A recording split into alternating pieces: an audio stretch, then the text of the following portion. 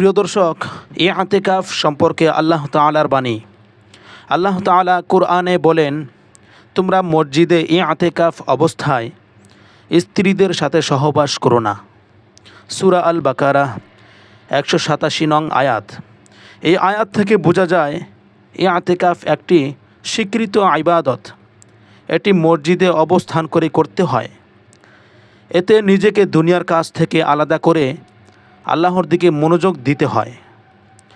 প্রিয় নবী মুহাম্মদুর রাসূলুল্লাহ সাল্লাল্লাহু আলাইহি ওয়াসাল্লাম ইআতিকাফ সম্পর্কে হাদিসে এসেছে, রাসূলুল্লাহ সাল্লাল্লাহু আলাইহি ওয়াসাল্লাম প্রতি রমজানের শেষ 10 দিনে ইআতিকাফ করতেন এবং মৃত্যুর আগ পর্যন্ত তিনি তা চালিয়ে গেছেন। সহিহ বুখারী, সহিহ মুসলিম।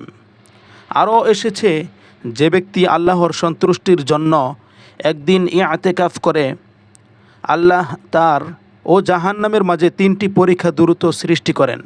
ইআতিকাফের ফজিলত ও উপকারিতা। 1 নম্বর, আল্লাহর নৈকট্য অর্জন। ইআতিকাফ মানুষকে দুনিয়ার ব্যস্ততা থেকে দূরে রেখে আল্লাহর কাছে নিয়ে যায়। 2 নম্বর, লাইলাতুল কদর পাওয়ার সুযোগ।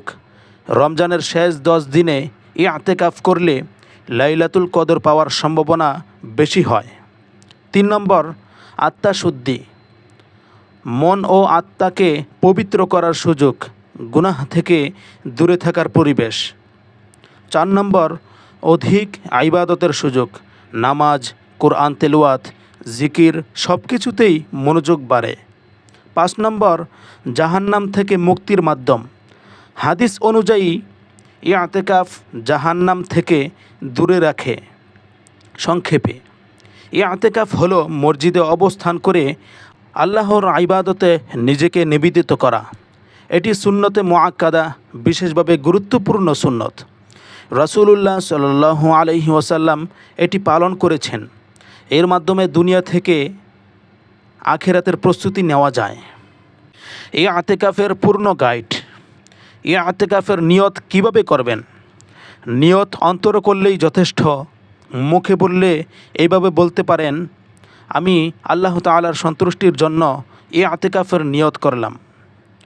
ইআতিকাফের সময় রমজানের শেষ 10 দিন সবচেয়ে উত্তম। 20 রমজান সূর্য ডুবার আগে মসজিদে প্রবেশ করতে হয়। ঈদের চাঁদ দেখা পর্যন্ত থাকতে হয়। কোথায় ইআতিকাফ করবেন?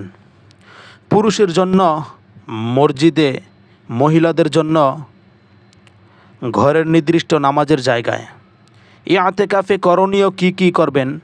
1 নম্বর, বেশি বেশি নামাজ পড়া, ফরজ, সুন্নত, নফল নামাজ। 2 নম্বর, কোরআন তেলাওয়াত বেশি বেশি করে পড়া। 3 নম্বর, দোয়া ও ইস্তিগফার, ক্ষমা প্রার্থনা করা। নিজের ও অন্যদের জন্য দোয়া করা। 4 নম্বর, জিকির আজকার, সুবহানাল্লাহ, আলহামদুলিল্লাহ, আল্লাহু আকবার। 5 নম্বর, বিশেষ করে লাইলাতুল কদর খোঁজা। লাইলাতুল কদরের রাতে বেশি ইবাদত করা। ইআতিকাফে বর্জনীয় কি করা যাবে না? 1 নম্বর, অপ্রয়োজনীয় কথা বলা, গল্প, আড্ডা, মোবাইল ব্যবহার কম করা। 2 নম্বর, দুনিয়াবি কাজে ব্যস্ততা হওয়া, ব্যবসা কাজকর্মে জড়ানো। 3 নম্বর, বিনা প্রয়োজনে মসজিদ থেকে বের হওয়া। শুধু জরুরি প্রয়োজনে বের হওয়া যাবে।